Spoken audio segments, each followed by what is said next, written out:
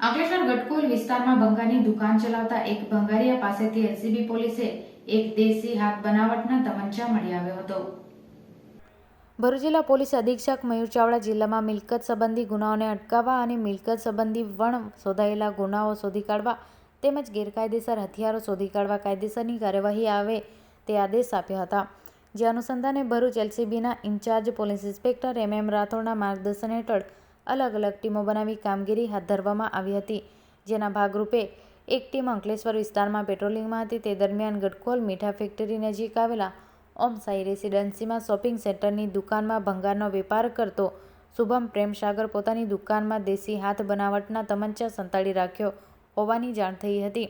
જેથી પોલીસે માહિતી આધારે ગટકોલ મીઠા ફેક્ટરી પાછળ આવેલા ઓમ સાઈ રેસિડેન્સી શોપિંગ સેન્ટરના આવેલા ભંગારની દુકાન ખાતે મૂળ યુપીના શુભમ પ્રેમસાગર રામજીયા અગ્રહરીને ઝડપી પાડી તેની દુકાનમાં ભંગારનો સંતાડેલો દેશી હાથ બનાવટનો એક તમંચો શોધી કાઢ્યો હતો।